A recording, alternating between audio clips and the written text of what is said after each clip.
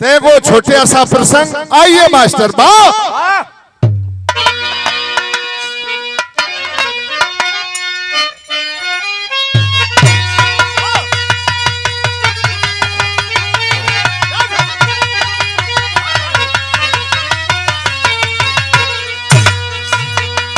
तो भाई महाभारत संग्राम में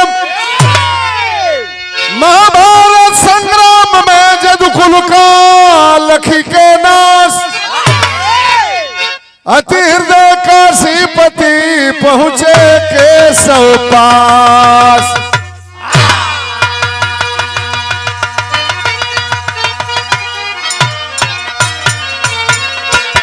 कुरुक्षेत्र में अर्जुन को गीता का दिए सद्ज्ञान। घोर कली में कैसे होगा हे केशव कल्याण।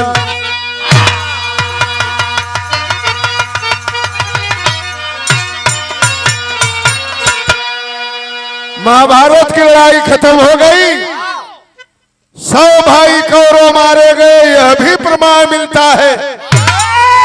महाभारत में 56 करोड़ जदुवंशी, 56 करोड़ यादव वो महाभारत में द्वापर युग में 56 करोड़ जदुवंशी मारे गए। हाहाकार मच गया। यही बनारस के राजा काशी नरेश पहुंचे भगवान कन्हैया के पास में। कहलन अरे प्रभु तुहरे आगे महाभारत हो गई, 56 करोड़ जदुवंशियों का नाश हो गया, कलयुग आने वाला है, क्या कलयुग में भी ऐसे महाभारत होगा, ऐसे जदुवंशी मारे जाएंगे? अच्छा 56 करोड़ जदुवंशी काहे मरैले बा, काहे हो? एहू में कारण बा, इसको भी बताते चलिए। ये लिखा है महाभारत में। भगवान कन्हैया के गुरु का नाम रहल दुर्वासा। बड़ा खिसियार रहलन। आज ग्वाल माल मिल के सोचलन कि दुर्वासा ऋषि से मजाक कल जाई। भगवान कन्हैया के लड़का के नाम रहल शाम्ब। वही लड़का के मेहरारू बनौलन। कुल ग्वाल बाल अहिर के जितना लड़का रहलन, ओकरी पेट पर कुछ पुअरा, कुछ कपड़ा, कुछ लोहा के चूर्ण, लोहा के टुकड़ा, ईटा पत्थर बांध दिलन, बढ़िया से साड़ी पहिरा दिलन, चौराहा पर ले जाके खड़ा कर दिलन। दुर्वासा ऋषि वही रास्ता से आवत रहलन। अहिर के लड़का मजाक कैलन, हे बाबा हमने के कुल खानदान के गुरु हुआ, तनी बतावा है मेहरारू के पेट से लड़का पैदा हुई कि लड़की? जान गए दुर्वासा मुनि से मजाक करे। कहलन जा ए अहिर लोग ना मेहरारू की पेट से लड़का पैदा हुई न लड़की, यही से तो हम लोग के नाश हुई। लड़का खुल गई ना भगवान कन्हैया के पास में जेकर आज पूजा रहल। कहलन अब क्या होगा? दुर्वासा ऋषि ने श्राप दे दिया है। कहलन अरे पागल, गुरु से मजाक तुम लोगों ने किया, तब वृथा न जाए देव ऋषिवाणी। जितना पुअरा, ईटा पत्थर, लोहा के टुकड़ा रहल, वही के प्रभास क्षेत्र में वो बहुत भारी तालाब रहल, वही में ले जाके फेंक दिलन। प्रमाण मिलेला वो तालाब में घास जामल, नागर, मोथा, एरियन घास, जौना के सरपत कहल जाला, जौना के देहात में हमनी के मूज कहल जाला। ओकर दोनों ओर धार होला, अगर हाथ से पकड़ब तो हाथ चीर देई। वह नागर, घास, मोथा जामल। 56 करोड़ जदुवंशी वही तालाब में गईला नहाए। तो दूगो सवाल भाई।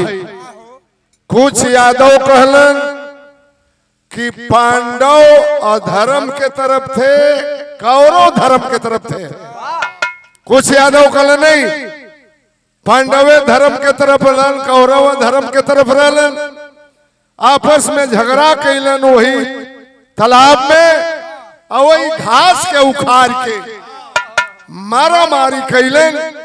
56 करोड़ जदवंशी वो तालाब में नहा के मर गई। महाभारत की लड़ाई हो गई। काशी राजा कहना, हे प्रभु माधव मुकुंद मुरली वाले, कल जुगाने वाला है, अब लोगों का उद्धार कैसे होगा। तब भगवान कन्हैया बतावे गीत कवन में मास्टर। अरे बाबा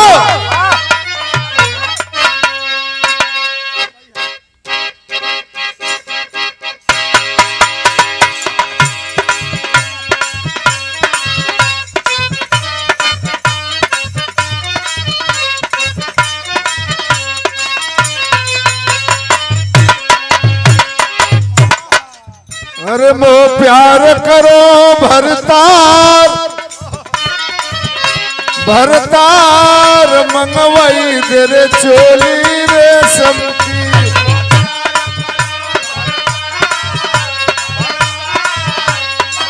वाई दे रे चोली रेशम की।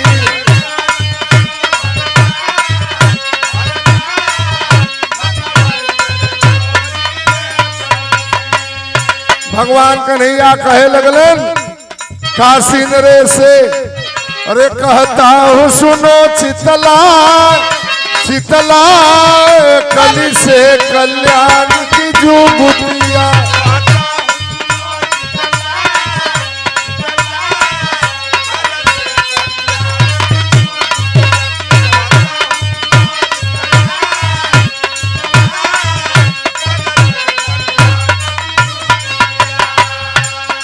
कह देना कलयुग के लोगों को, नारी गुरु का अपमान न हो।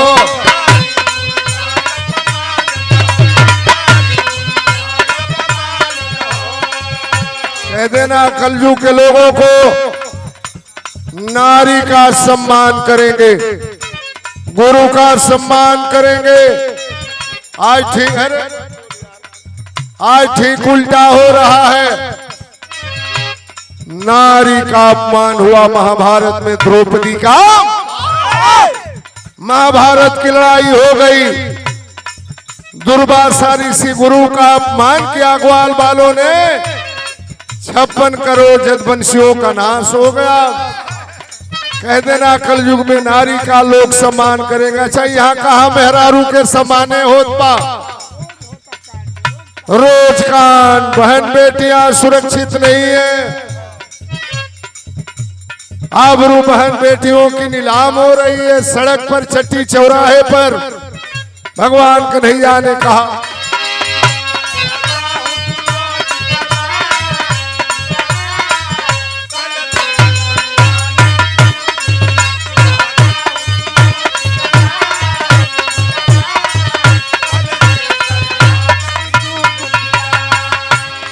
हालांकि हमनी के साजबाज होने रहल हो, तो वहू के उठा के हेने कैले है। जब का कर वजह जिंदगी में जियहू ना दे वजह का मर। अरे समाज साजबा जहाँ धरा गई वहाँ धरा गई। हमके लागत कि एगो गवैया के हमके लगा था कि तो हम लोग नकल करत जा। अब हम नाव ना धरब। अरे यार बाएं दहीने में का रखल बाजे, धरा गई। लेकिन जवन साज बाज धरा गई ओके हटावे के ना चाहिए। ये गलत बात है। चलो भाई इनके हम मानीला, सम्मान इनका हम करते हैं, आदर करते हैं, दुलार करते हैं, प्यार करते हैं। बिरहा हमनी का रोजोबा आए ही जोड़ी के बिरहा भी चलत बा। मीरा कहली है कि मर्द दो प्रकार के होला। तो मर्द के विषय में बतला, मेहरारू के विषय में बता दें। मेहरारू 4 प्रकार के होली। तो दुगुना हो गई तब तो। मर्द बतौली की दो प्रकार के होलन। सेवरा अच्छा सेवरा मेहरारू एक के बिरहा में आई लेके हुना बतौल मेहरारू चार प्रकार के होली। तू बता दे। आसराणी, पासराणी, राणी या रणाका। अरे वाह एकर मतलब आसराणी मतलब मेहरारू के पति परदेश में बा। आयास लगौले में कि हमार मर्द वही है समय से अरे खाली तुम्हें मीरा मूर्ति वाली पार्टी थोड़े कि केहू कुछ बोलल करी। हम बतावे वाला काफिए बनी। आसराणी हूँ मेहरारू जौना के पति प्रदेश में बायास लगौले बे हमार सैया यहाँ जेवन भी संग उनकी संगे कर्म कुकर्म होई उहे होई। ई आसराण पासराण माने मरद लगवे बा। तनी हो हर झांक झूक के अपन कुल काम चला ले। के पासराण कहल जाला। रानी जौना के मरद मर गई रानी हो गई तो राणे बे। अच्छी बात सुनिए, अच्छी बात बताने की जिम्मेदारी हमारी है। आसराण पासराण रानी रानी तो रानी है हम ओकरी विषय में का बतावे के बा। मीरा रानी तो रानिए बे। रणाका रानी हो गई रानी हो गई तो भाई रणाका जौना के मरद मल गई रानियों बे। बाजारी में चल गई गोग लटकौले बे। चार गाल होने बतिया ले चार गाल होने बतिया ले जाके सुखपुरा बाजार में रसगुल्ला खा लियलस। ई रणाका है। मर्द के विषय में बतौलिया था मन में लेके बता दे मेहरारुओं के विषय में। कहला काशी नरेश से भगवान कन्हैया की कलयुग में नारी का सम्मान होना चाहिए, गुरु का सम्मान होना चाहिए। फर्ज का ला हमनी के जब पढ़े जाए या प्राइमरी विद्यालय में हमनी के पीरियड में जो भी लोग होई मास्टर लोग सवाल पूछे लो जवाब बता दें जा तब तक ठीक बा। अगर जवाब ना बताई जा काट के स्कूल में बांस के कोइन वही से मारस लो पीठी पर गोहिया पर जाओ। घरे आके माई बाबू से ना बताई जा कि गुरुजी मरले बड़ा। एक घड़ी के जमाना में गुरुजी लइकन के खाली डांट ही देता स्कूल में। तो लइका कहता से कि अच्छा था सारे आवत हो के रास्ता में बतावत नहीं जा। तो गुरुजी लो एक घड़ी के पढ़ावे वाला गुरुजी रास्ता में पिटाता लो। कहा भगवान ने नारी और गुरु का सम्मान होना चाहिए, ठीक उल्टा हो रहा है। नारी गुरु का अपमान न हो।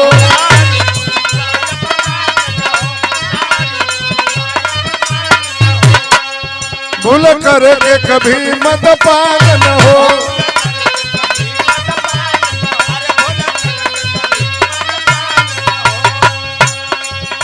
कह देना कलयुग के लोग दारू कम पिएंगे। मधुपान मदपान माने दारू शराब। एक द्वापर युग में सोम रस कहल जा ये भी निकला था समुद्र मंथन में।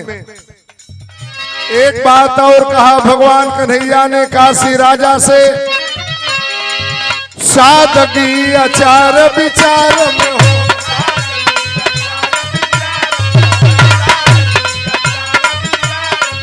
रुचि बन संपत्ति विस्तार में हो।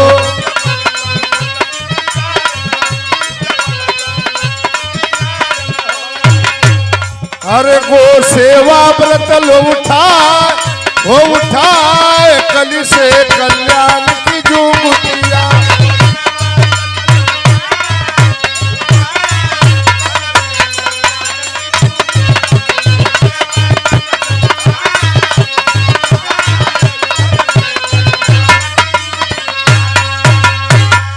कह देना कलयुग के लोगों को वन संपत्ति के रक्षा होके के चाहिए।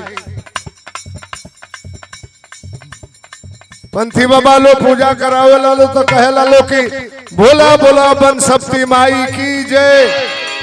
भगवान ने कहा वन संपत्ति के रक्षा होके के चाहिए, पेड़ पौधा के रक्षा। अच्छा देखो तनी हमनी को उम्र 60-62 से ऊपर चला था, गांव गांव में पेड़ होके अब पैसा खातिर के आदमी बगीचा के कटवा देता बेच देता। कल वन संपत्ति के रक्षा होके के चाहिए। आ गाय के लोग सेवा करिहन, ठीक उल्टा होता।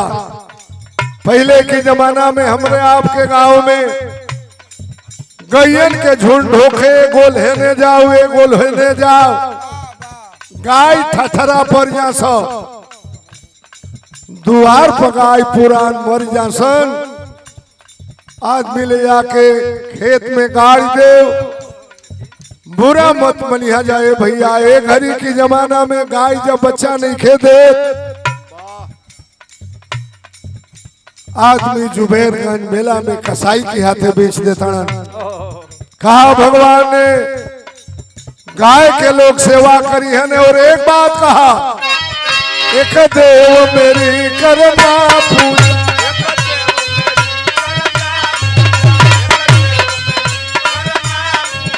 कोई और नहीं देवी दूजा।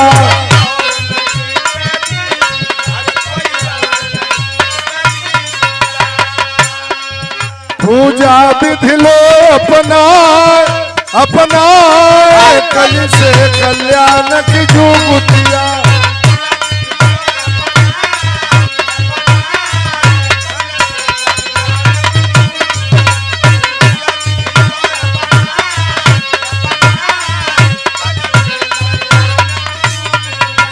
कहला भगवान कन्हैया काशी नरेश से हमार पूजा का हो।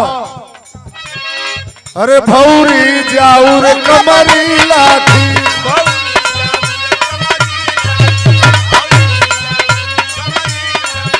कल्याण बदे भई परिपाटी।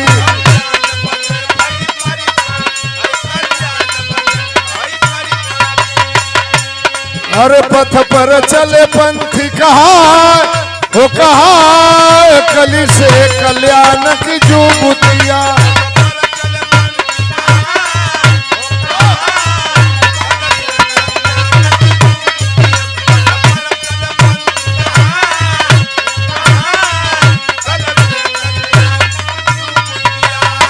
भगवान कन्हैया कहला काशी राजा से, कल युग में जब हमार पूजा हुई, अच्छा जगह जगह काशीदास बाबा के पूजा होता, ये भगवान कन्हैया के पूजा है। अब हम असली राज के खोले जाता नहीं। भगवान कन्हैया कहला हमरे पूजा में भौरी या जाऊर ये हमार प्रसाद है। भौरी जाऊर कमरी लाठी ई काहे हो। भगवान कन्हैया जब गाय चरावे जाए जंगल में तो लाठी लेके जाए, कमरी लेके जाए, कंबल के बिछावे गैयन के दूह के, वही जंगल में भौरी या खीर बनावे, ग्वाल बाल सब खाए, जितना राही बटोही आवे उहे सबके प्रसाद खियावे। कहला कि ये हमार पूजा हो। आज तपनी में पूजा भई दिया, पहले पूजा होके, पहले पूजा होके तो पूरी तरकारी बने, भौरी या जाओ, कराहा में खीर बने, रबड़ी बने, भौरी लाठी से मार के फोड़ल जाए, तपनी में पूजा भइल हो। ये भगवान के प्रसाद ना हो। हमार बात निमन लागत होई तो ठीक बा, बाउर लागत होई तो हम क्षमा चाहता नहीं। अब आदमी के आराम चाहता, हलवाई बुला दो, गैस पर बना दो, हो गई पूजा। ये काशीदास बाबा की पूजा नहीं है। ये भौरी अजाउर खीर के पूजा है। भगवान ने कहा भौरी जाऊर कमरी लाठी,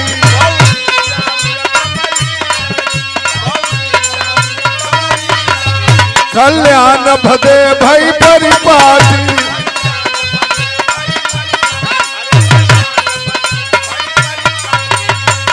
पूजा विधि लो अपना अपना, कली से कल्याण की जुबुतिया।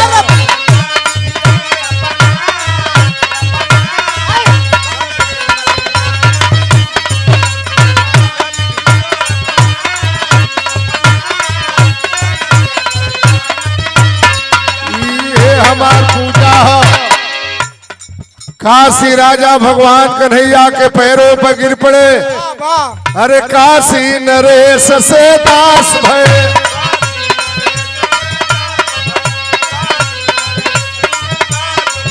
हरि चरणन में विश्वास भय,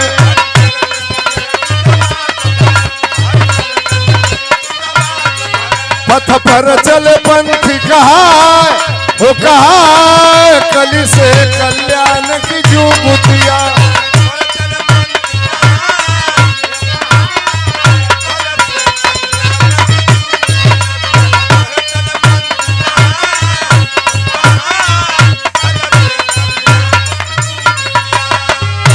काशी नरेश भगवान के पैरों पर गिर पड़े, तब से उनका नाम बदल करके काशी दास हो गया। जब भगवान की गोर पर गिरना दास बन गई ना, तो उनका नाम बदल करके काशी दास हो गया। पहला पंथी हुए काशीदास बाबा, जो घूम घूम करके पूजा करवाए। काशीदास बाबा के पूजा में नहीं, भगवान कन्हैया के पूजा है।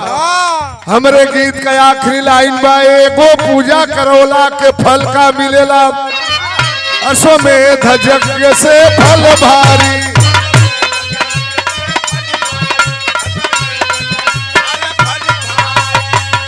एगो अश्वमेध यज्ञ करावो। द्वापर युग में अश्वमेध यज्ञ होखे, राजसूय यज्ञ होखे। एगो काशीदास बाबा के पूजा करौला के फल राजसूय यज्ञ अश्वमेध यज्ञ से भी भारी होला। पूजा काशीदास बाबा के, भगवान कन्हैया के पूजा सबसे भारी पूजा है। अश्वमेध यज्ञ से भी भारी पूजा है काशीदास बाबा, यानी भगवान कन्हैया की। पहला पंथी हुए काशीदास बाबा, भगवान कन्हैया की पूजा कराने लगे। आखिरी लाइन है, अश्वमेध यज्ञ से फल भारी,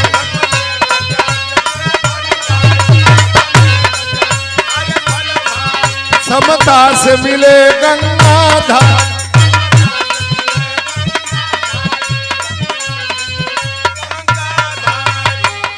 ये लोगन के फरमाइश रहल कि काशीदास बाबा के पूजा काहे होला, जो ना विषय पे आइल पड़ा, वो विषय के बात होखे के चाहिए ये आपकी ओर से। लेकिन आज से अगर तपनी में पूजा होई तो खीर पूरी के ना भौरी अजाऊ, ये भगवान कन्हैया के पूजा है। समता से मिले गंगाधर,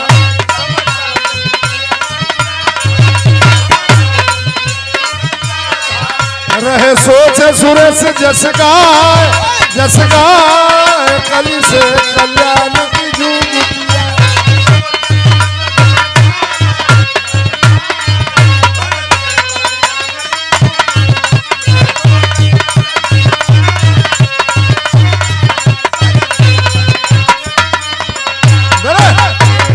कहता हूँ सुनो चितला चितला, कली से कल्याण की जुबुतिया।